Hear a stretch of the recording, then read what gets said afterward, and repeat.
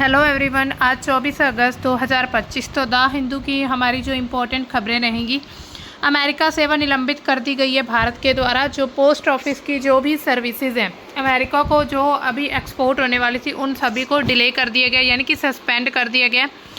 ICMR की जो उन्होंने एक ब्रेन स्कैनर विकसित किया उसके बारे में हम देखेंगे, और ये स्वदेशी एक मशीन है। उसके अलावा जापान दक्षिण कोरिया के संबंधों को हम देखेंगे कि उनके जो संबंध है आपस में अच्छे होते जा रहे हैं, आखिर उसके पीछे रीज़न क्या है और ये सब कैसे हो रहा है। उसके बाद भारत में जो GST सुधार है उनको कैसे मतलब GST जो एक टैक्स है उसको उसमें सुधार कैसे किया जा सकता है या फिर उसको लागू कैसे कर सकते हैं। First news, India Post suspends high value bookings to US। तो भारत ने जो हाई वैल्यू बुकिंग्स होती हैं उनको अभी मतलब कि उन्हें बंद कर दिया है। भारतीय डाक विभाग ने 25 अगस्त 2025 से, यानी कि जो मंडे से, कल से जो भी होंगी अमेरिका के लिए डाक सेवाएं, विशेष रूप से जो उच्च मूल्य के जो पार्सल हैं, यानी कि जो काफ़ी महंगे पार्सल होते हैं, उनकी बुकिंग को अस्थायी रूप से निलंबित कर दिया गया है। ये जो निर्णय है अमेरिका सरकार द्वारा 30 जुलाई 2025 को जारी कार्यकारी आदेश, यानी कि एग्जीक्यूटिव ऑर्डर नंबर इतना है 1432/4 के जवाब में लिया गया, जिसके तहत $800 तक के सामान पर दी जाने वाली शुल्क मुक्त छूट को 29 अगस्त 2025 से समाप्त कर दिया गया।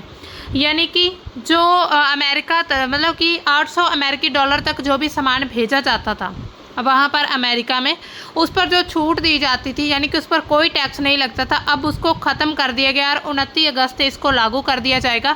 जिसकी वजह से भारत ने पहले ही जितनी भी डाक सेवाएं थी अमेरिका को लेकर उन सभी को सस्पेंड कर दिया।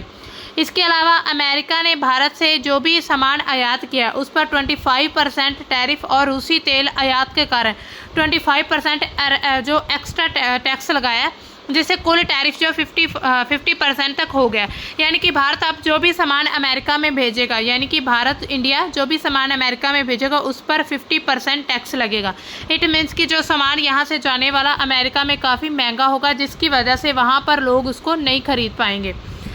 जो नए नियम बनाए गए हैं अमेरिका के द्वारा, 29 अगस्त से अमेरिका जाने वाले सभी डाक सामानों पर, चाहे उनकी कीमत कुछ भी हो, चाहे $800 हो, चाहे 700 हो, चाहे 900, 1000 हो, जितनी भी हो, अंतर्राष्ट्रीय आपातकालीन आर्थिक शक्ति अधिनियम इसके तहत जो सीमा शुल्क लागू किया जाएगा। यानी कि इस प्रकार से उसे एक अब उस पर एक मतलब ड्यूटी लगाई जाएगी। $100 तक के उपहार, जो भी गिफ्ट आइटम है और पत्र दस्तावेज है, इस शुल्क से मुफ्त रहेंगी। यानी कि $100 तक जितना भी सामान रहेगा वो सभी फ्री ऑफ कॉस्ट भेजा जाएगा। अमेरिकी सीमा शुल्क और डाक सेवा के नए दिशा निर्देशों में शुल्क वसूली की प्रक्रिया अभी तक पूरी तरह से इसको क्लैरिफाई नहीं किया गया है। एयरलाइंस ने 25 अगस्त के बाद डाक खेप स्वीकार करने से मना कर दिया, यानी कि एयरलाइंस के थ्रू जितने भी वहाँ पर पार्सल जाते थे उन सभी को कैंसिल कर दिया। डाक विभाग क्या कहता है, उन्होंने कहा है कि वो अभी स्थिति पर नज़र रख रहा है, वो देख रहा है कि अभी क्या चल रहा है क्या नहीं। अमेरिकी अधिकारियों से स्पष्टीकरण मिलने के बाद ही फिर से सेवाएं लागू की जाएंगी।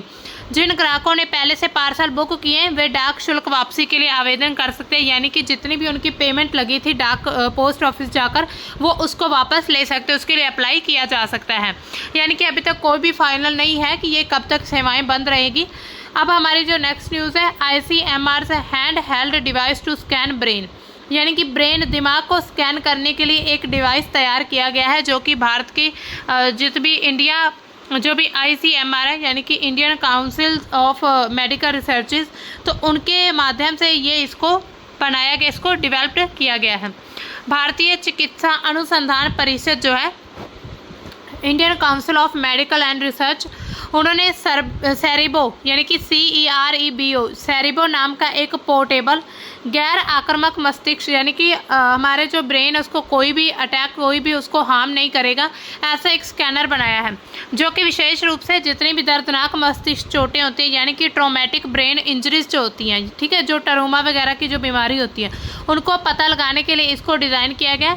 ये जो इसको नियर इंफ्रारेड स्पेक्ट्रोस्कोपी तकनीक और मशीन लर्निंग पर आधारित है, यानी कि मशीन के ज़रिए ये इसको चालू किया जाएगा, जो मस्तिष्क में जितना भी रक्त रिसाव होता है, एडिमा यानी कि सूजन का तेज़ी से पता लगाता है। तो अब जो दिमाग की बीमारियां उनको भी अभी स्कैन करके पता लगाया जा सकता है। जैसे पहले हम कोई भी हमारी हड्डी में कोई भी फ्रैक्चर वगैरह कुछ हो जाता है तो उसका जो एक्सरे टाइप कुछ होता है उसमें पूरा एक स्कैनर हो जाता है। इसी तरह से ये एक दिमाग का स्कैनर तैयार किया गया है। इसकी मुख्य विशेषताएं क्या है? तेज और प्रभावी है, यानी कि ये फास्ट काम करेगा। ये उपकरण 2 मिनट के अंदर ही जितनी भी दिमाग में जो रक्त रिसाव है उसका पता लगाने की कोशिश करेगा, जिससे आपातकालीन स्थितियों में जल्दी ही जो इसका इलाज किया जा सकता है। पोर्टेबल और उपयोग में आसान है। ये सेरेब्रो का ये जो डिज़ाइन है हेयर ड्रायर की तरह बनाया गया है। इसे केवल 30 मिनट की ट्रेनिंग के बाद पैरामेडिकल स्टाफ या फिर कोई भी गैर कुशल कर्मी, यानी कि कोई भी व्यक्ति इसको यूज़ करता है, उसको सिर्फ 30 मिनट में उसको समझाया जाएगा इसको कैसे यूज़ करना है, कैसे इसको चेक करना है। उसके बाद कोई भी व्यक्ति इसको यूज़ कर सकता है। ये एम्बुलेंस, ग्रामीण क्लिनिक, आपदा राहत इकाई और जो सैन्य स्वास्थ्य सेवाएं हैं उन सभी के लिए काफ़ी फ़ायदेमंद है। लागत प्रभावी है। इसकी जो कीमत अगर हम कहें तो 15 लाख रुपए है, जो कि सीटी स्कैनर या फिर MIR मशीनों की तुलना में कम है। जो सीटी स्कैनर मशीन्स होती है वो काफ़ी मतलब 50-100 लाखों की, करोड़ों की एक हिसाब से होती है, लेकिन जो ये मशीन है इसकी सिर्फ जो कीमत है 15 लाख है। इसके अलावा विकिरण मुक्त है। ये उपकरण जो है रंग कोडेड परिणाम प्रदान करता है, यानी कि इसमें कलर कोडेड जो भी इसका आउटपुट दिया जाएगा, और इसमें आयनकारी विकिरण का उपयोग नहीं होता, जिससे यह शिशुओं और गर्भवती महिलाओं के लिए भी सुरक्षित है। यानी कि कोई भी इसको मतलब बच्चे के लिए भी यूज़ किया जा सकता है और जो प्रेग्नेंट वुमेन्स हैं उनके लिए भी। इसकी जो तकनीक है यानी कि टेक्निक है वो स्वदेशी है। सेरेब्रो पूरी तरह से भारत में तैयार किया गया, इसको विकसित किया गया, जिसमें ICMR, एम्स भोपाल और NIMHANS बेंगलुरु और बायोस्कैन रिसर्च, उन सभी ये जितने भी संस्थाएं इनके द्वारा सहयोग दिया गया। इसे drugs controller general of India से मंजूरी मिल चुकी है, अब इसको यूज़ किया जा सकता है। इसका उपयोग और प्रभाव कैसा रहेगा? ये ग्रामीण क्षेत्रों के लिए काफ़ी इंपॉर्टेंट रहेगा, जहाँ पर सिटी या फिर MIR जैसी उन्नत जो डायग्नोस्टिक फैसिलिटीज़ नहीं होती है, वहाँ पर सेरेब्रो नाम का जो है दिमाग की चोटों को जल्दी ही निदान कर सकता है, जिससे मृत्यु दर और अक्षमता को कम करने में मदद मिलेगी। आपातकालीन देखभाल, ये उपकरण जो है तृतीय देखभाल में CT स्कैन को तेज करके ट्रायल्स को अनुकूलित करने और इमेजिंग लागत को प्रभाव करने में ये काफ़ी सहायक रहेगा। यानी कि किसी भी इमरजेंसी के दौरान इसको यूज़ किया जा सकता है, जिससे क्या होगा कि ये इमेज वगैरह जो हमें दिमाग में जो भी प्रॉब्लम उसकी इमेज वगैरह देगा, जिससे उसका इलाज तुरंत किया जा सकता है। वैश्विक प्रभाव क्या है? भारत में प्रति वर्ष 1 लाख से ज़्यादा लोग जो है दिमाग की चोटों के कारण उनकी मृत्यु हो जाती है, और सेरेब्रो जैसा जब उपकरण यूज़ किया जाएगा तो सबसे पहले यानी कि जो फर्स्ट एड होती है उसके माध्यम से 30% तक जो मृत्यु उनको रोका जा सकता है। अब नेक्स्ट न्यूज़ है, Japan and South Korea agree to enhance ties in challenging environment, यानी कि जो इन्वायरमेंट, चुनौतीपूर्ण इन्वायरमेंट को लेकर इन्होंने अपने जो मतलब एग्रीमेंट या फिर अपने जो रिलेशन है, संबंध है, उनको अच्छा करने की बात कही है। ये सहमति बन चुकी है। अब देखिए इसमें खबर क्या आ रही है कि जापान और दक्षिण कोरिया ने अभी हाल ही में एक चुनौतीपूर्ण माहौल में अपने द्विपक्षीय संबंधों को मजबूत करने पर इन्होंने सहमति जता ली, यानी कि वहाँ पर माहौल जो है चुनौतीपूर्ण बना हुआ है। ये सहमति 23 अगस्त 2025 को टोक्यो में जापानी प्रधानमंत्री शिगेरू इशिबा और दक्षिणी कोरियाई राष्ट्रपति ली जे मयूंग के बीच ये मुलाकात हुई है। उन्हीं दौरान उन्होंने एक एग्रीमेंट साइन किया है, यानी कि ये संबंध अच्छे करेंगे। दोनों नेता जो उन्होंने रक्षा, आर्थिक सुरक्षा और सामाजिक मुद्दे जैसे कि कम जन्म दर जैसी जो साझा चुनौतियां उन पर चर्चा की है। इसके बाद जो मुलाकात है दक्षिण कोरियाई राष्ट्रपति की 1965 में राजनीतिक संबंध सामान्य होने के बाद पहली बार हुई है जापान के साथ, यानी कि 1965 के बाद अब आप देखिए कितना समय हो चुका है, करीब 50 साल से ज़्यादा समय हो चुका है। इनकी मीटिंग अब हुई है पहली बार। इसके अलावा इशिबा ने क्या कहा है कि दोनों देशों के बीच, ये दोनों देश क्या है, पड़ोसी हैं आपस में, कुछ कठिन मुद्दे तो मौजूद हैं, लेकिन वे लगातार नीतियों को आगे बढ़ाएंगे और दोनों देशों के बीच आपसी संबंध को कायम करेंगे। जो संयुक्त राज्य अमेरिका, उसके साथ त्रिपक्षीय सहयोग को भी मजबूत करने पर जोर दिया। इन्होंने कहा है कि हम USA के साथ दोनों देश मिलकर जापान और दक्षिण कोरिया एक त्रिपक्षीय समझौता करेंगे। खास करके वहाँ पर जो क्षेत्रीय सुरक्षा चुनौतियाँ जैसे कि उत्तर कोरिया और चीन का जो प्रभाव बढ़ता जा रहा है उसको मद्देनज़र रखते हुए ये जो उनका आपसी सहयोग है या गठबंधन वो किया जाएगा। अब देखिए जो मतलब वहाँ पर उत्तर कोरिया और चीन का जो प्रभाव है वो लगातार बढ़ता जा रहा है। दोनों देशों ने अभी अमेरिका के साथ व्यापार समझौते पर सहमति जता ली है, जिसमें अमेरिका ने बड़े निवेश के माध्यम से टैरिफ को 15% तक कम करने की बात कही है। तो अमेरिका क्या कह रहे हैं कि 15% जो टैरिफ है वो हम कम करेंगे। यह कदम वैश्विक व्यापार सुरक्षा गठबंधनों में बदलाव के बीच उठाया गया, जब वहां पर पूरे विश्व में व्यापार चल रहा है, दूसरी तरफ जो सुरक्षा गठबंधन चल रहा है दोनों देशों के बीच, तो इसी बीच ये कदम उठाया गया। अब देखिए इनके अगर हम ऐतिहासिक तनाव की बात करें तो जापान ने 20वीं सदी की शुरुआती दशकों में ही चीन पर एक आक्रमण और औपनिवेशिक शासन विशेष रूप से 1930 और 40 के दशक में अभी भी दोनों देशों के बीच जो तनाव है वो अभी भी एक ऐसा मुद्दा बना हुआ है। यानी कि ये मुद्दे जो है इतिहास से सभी देशों के बीच ये जो तनावपूर्ण स्थितियां चल रही हैं वो आज तक चलती आ रही हैं। तो जापान और चीन की जो दुश्मनी है ये काफ़ी लंबे समय से नॉनजिंग नरसंहार और कंफर्ट वुमेन जैसे मुद्दे समय समय पर चीन में जनता और सरकार के बीच असंतोष को बढ़ाते रहे। यानी कि जनता और जो सरकार है उन्हीं दोनों के बीच ही ये असंतोष बढ़ता जा रहा है। इसके अलावा दोनों देशों के बीच सांस्कृतिक मुद्दे भी हैं। ऐतिहासिक मुद्दों के कारण ये इन दोनों के बीच विश्वास की कमी है, जिसकी वजह से ये दोनों एक दूसरे को दुश्मन मानते हैं। क्षेत्रीय विवाद क्या है? सेनकाकू दियाओयू द्वीप जो पूर्वी चीन सागर है उसमें सेनकाकू द्वीप है जो कि जापान के द्वारा कंट्रोल किया जाता है, और चीन द्वारा जो दियाओयू है उसमें दावा किया जाता है कि ये जो दियाओयू द्वीप है ये चीन का है, और उधर जापान कहता है कि सेनकाकू द्वीप हमारा है। दोनों देशों के बीच तनाव इस द्वीप की वजह से अभी हाल ही में चीनी जहाज़ों की बार बार उपस्थिति ने जापान की सैन्य कूटनीतिक सत्र पर जवाब देने के लिए प्रेरित किया।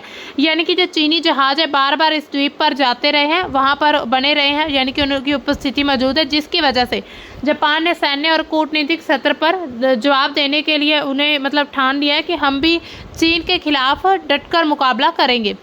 जापान की जो अमेरिका और दक्षिण कोरिया के साथ जितनी भी उनकी मतलब त्रिपक्षीय सैन्य साझेदारी है उसको चीन क्या मानता है कि एक घेराबंदी है। चीन ये मानता है कि जापान, अमेरिका, दक्षिण कोरिया जितने भी देशों के साथ जो मतलब संबंध बना रहा है वो चीन को ख़त्म करने के लिए या फिर चीन को कमज़ोर करने के रूप में उसको देखते हैं। खास करके जो इंडो पैसिफिक क्षेत्र है वहाँ पर क्वाड का जो है जिसमें जापान, अमेरिका, भारत और ऑस्ट्रेलिया ये 4 कंट्रीज हैं जो कि चीन के प्रभुत्व को कम करना चाहते हैं इंडो पैसिफिक ओशन में।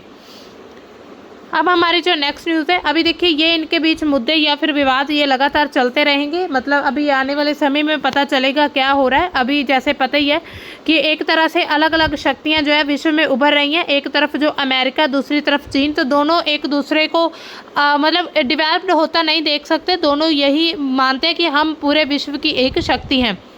अब जो नेक्स्ट न्यूज़ है, how is the GST structure being simplified, यानी कि जीएसटी जो स्ट्रक्चर है उसको कैसे सरलीकरण उसका कैसे किया जा सकता है। तो अभी पीछे ये जो प्रधानमंत्री नरेंद्र मोदी के द्वारा एक अनाउंसमेंट की गई थी 15 अगस्त को, उन्होंने कहा था कि जो मतलब जो भी जीएसटी है उसमें सुधार किया जाएगा और उसमें जो 2 स्लैब्स हैं उनको हटा करके बाकी के जो 2 स्लैब है उसमें ऐड कर लिया जाएगा। तो जीएसटी क्या है? वस्तु एवं सेवा कर, इसको सबसे पहले 2017 में लागू किया गया था। तो भारत में वस्तु एवं सेवा कर को सरल बनाने के लिए सरकार और जीएसटी जो परिषद है यानी कि काउंसिल, उन्होंने कदम उठाने शुरू कर दिए। हालांकि सितंबर में इनकी मीटिंग होनी थी और इन्होंने ये तय करना था कि कैसे सुधार लागू किए जाएंगे, कौन कौन से सुधार रहेंगे, जिनका उद्देश्य क्या है? अनुपालन को आसान करना, करदाताओं के लिए प्रक्रिया को पारदर्शी बनाना, यानी कि जो लोग टैक्स देते हैं उनके लिए ट्रांसपेरेंसी रहे, उनको पता चले कि हमारा टैक्स कहाँ कितना जाता है और उसका क्या यूज़ हो रहा है। व्यापार करने में सभी को इनको सुगमता को बढ़ावा देना, तो ये सभी इसके काम रहेंगे। अब देखिए इसमें क्या क्या सुधार किया जाएगा। ऑनलाइन प्रक्रिया का सरलीकरण रहेगा, यानी कि ऑनलाइन जो प्रक्रिया है उसमें पहले क्या रहता था, अभी हमने पहले देखा था 5%, 8%, 12%, 25%, तो ये सभी प्रकार के जितने भी टैक्स लगाए गए थे, सॉरी लास्ट में 28%, तो इन सभी टैक्स को कम करके, यानी कि अब देखिए एक ही प्रोडक्ट है उस पर इतना सारा टैक्स लगता है, पहले 5%, फिर 8, फिर 12, फिर 28%, तो इसी प्रकार से ये काफ़ी कॉम्प्लेक्स हो जाता है। तो जो ऑनलाइन माध्यम रहेगा, उसके लिए ये जो प्रक्रिया को सरलीकरण किया गया। उसके अलावा कॉम्पोजिशन स्कीम रहेगी, यानी कि हो सकता है आपको एक प्रोडक्ट के साथ, अगर आप एक प्रोडक्ट या फिर एक कोई भी वस्तु आप परचेज करते हैं तो उसको क्या होगा, आपको कॉम्पोजिट करके उसको जो टैरिफ है वो कम, यानी कि जो टैक्स है वो कम लगाया जाएगा। रिटर्न फाइलिंग का सरलीकरण, यानी कि जो रिटर्न फाइलिंग्स होती है, ITR जो होती है ना, ITR जो होती है, इनकम टैक्स रिटर्न जो फाइल्स होती है उनको सिंप्लीफाई किया जाएगा। कर स्लैब और दरों में एक रूपता लाई जाएगी कि उन सभी को एक रूपता के साथ ही दर जो है उनको किया जाए। उसके अलावा देखिए अब छोटे व्यवसायों के लिए काफ़ी छूट रहेगी। अब देखिए फ़ायदा किनको होने वाला है, जो छोटे व्यवसाय, कैसे, जैसे कोई भी छोटा उद्योग लगाए, मान लीजिए लघु उद्योग है जो सिर्फ आपने 1 या 2 लाख में घर में शुरू कर लिया, अब उस पर भी इतने टैक्स लगेंगे। अब उन सभी चीज़ों को ध्यान में रखकर इसको कम से कम टैक्स दिया जाए। अब देखिए अभी मान लीजिए 2 लाख का आपने लोन लिया, उसका आपने लघु उद्योग शुरू कर लिया घर में, अभी उस पर ही अगर मान लीजिए 28% टैक्स लग जाएगा तो उसमें अभी तो आपका बिजनेस शुरू ही नहीं हुआ, अभी तो आपका जो व्यवसाय शुरू नहीं हुआ, उससे पहले इतना टैक्स लग चुका है। तो इसमें काफ़ी ज़्यादा लॉस भी हो सकता है जो मतलब करदाता है उनके लिए। इसके अलावा IT अवसंरचना और पारदर्शिता रहेगी, यानी कि अब हर एक व्यक्ति को पता चलेगा कि वो कितना टैक्स दे रहा है, वो किसको दे रहा है, उसका टैक्स कहाँ यूज़ हो रहा है, उसका टैक्स मतलब कैसे जा रहा है। तो इन सभी को ट्रांसपेरेंसी एक बहुत अच्छा कदम उठाया जा रहा है GST सुधार में।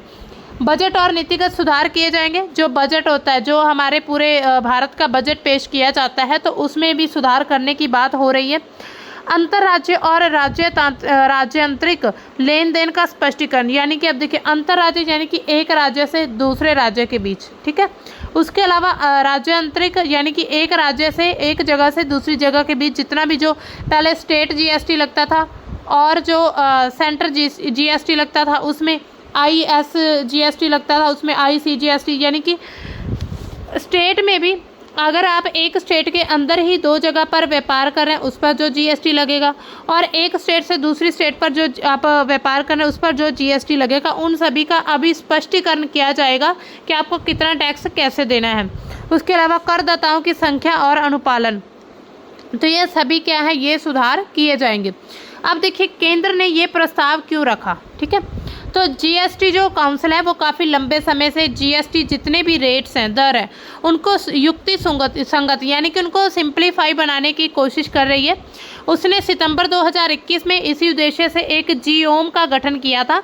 हालांकि दरों को युक्ति संगत बनाने पर GOM पूरी तरह से राज्यों के प्रतिनिधियों से बना था, यानी कि राज्यों के जो जितने भी रिप्रेजेंटेटिव थे उनसे मिलकर एक काउंसिल बनाई गई थी, जो कि जितने भी टैक्स लगाए जाते हैं GST के अंडर में आते हैं, जितने भी स्लैब्स होते हैं उन सभी को मतलब कि एक सही तरीके से उनको लागू किया जाए। हालांकि अब देखिए जब से GST आया तब से हम देख रहे हैं, या फिर लोगों का भी यही कहना है कि हर एक वस्तु पर GST लगाया जा रहा है, वो भी इतना ज़्यादा, मतलब कि हर एक छोटी से छोटी, यहाँ तक आप देखिए टॉफ़ी पर भी GST लगा हुआ है 2%, 5%, इस प्रकार से, है ना। तो इसी तरह से आपने देखा होगा कि महंगाई भी अब जो आज के समय में और पहले के समय से हम कंपेयर करें तो महंगाई बहुत बढ़ चुकी है।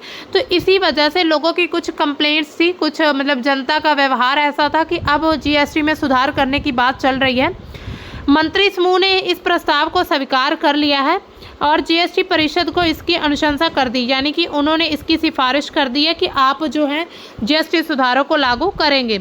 तो अब काउंसिल इस पर पूरी तरह से विचार करेगी कि उन्होंने कौन कौन से इसमें सुधार करने और क्या क्या इसमें नई बातें ऐड हो सकती हैं। हो सकता है कुछ नया GST ऐड कर दिया जाए, या फिर हो सकता है जितना पहले टैक्स लगता है उसको कम कर दिया जाए, कुछ भी होने की संभावना है। अभी ये जो काउंसिल के द्वारा फैसला आएगा आने वाले समय में ही पता चलेगा। अब देखिए आम उपभोक्ता जैसे कि नॉर्मल जो लोग होते हैं, जैसे आप हैं, हम हैं, तो इसके लिए हमारा क्या फ़ायदा, हमें क्या मतलब है इन सभी चीज़ों से। हमारी जो रोज़मर्रा की वस्तु होती है जिसमें हम टूथपेस्ट वगैरह और जो भी बाकी हम सामान यूज़ करते हैं, हमारी जो डेली के मसाले वगैरह होते हैं, खाने पीने का सामान होता है, तो उन सभी पर जो सेवाएं होंगी वो सस्ती हो जाएंगी। उसके अलावा खपत और बचत में वृद्धि होगी। अब देखिए जब टैक्स कम लगेगा तो इट मीन्स कि हमारा जो एक्सपेंडिचर वो कम होगा, खपत कम होगी। इससे क्या होगा, बचत में सेविंग्स हम ज़्यादा कर सकते हैं।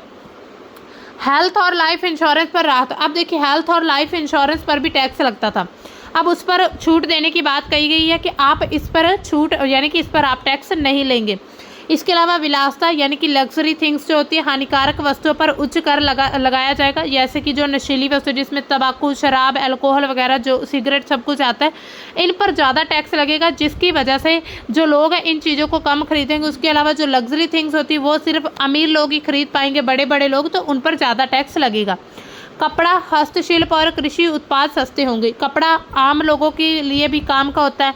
हस्तशिल्प यानी कि जो उन्होंने लघु उद्योग छोटे छोटे घर में शुरू किए होते हैं, और जो कृषि उत्पाद होते हैं उन सभी को सस्ते होने की संभावना है। जो मिडिल क्लास है और जो निम्न आय वर्ग के लोग हैं उनको खास लाभ होने वाला है। अगर कीमतें कम होगी तो उनका खुद फायदा होगा, क्योंकि आज महंगाई इतनी बढ़ चुकी है कि एक व्यक्ति अपना सुबह और शाम का खाना, जो गरीब व्यक्ति वो मसा निकालता है, इतना धन मसा जुटाता है कि उसको सुबह और शाम का खाना मिल सके। अब अगर सुधार किए जाएंगे, टैक्स कम किया जाएगा, तो हो सकता है इनकी जो जीवन जीने की जो भी इनकी स्थिति है उसमें सुधार हो जाए। आर्थिक स्थिरता होगी और रोजगार के अवसर दिए जाएंगे एक दूसरे को, यानी कि आर्थिक इसको फाइनेंशियली बैलेंस करने की बात कही जा रही है।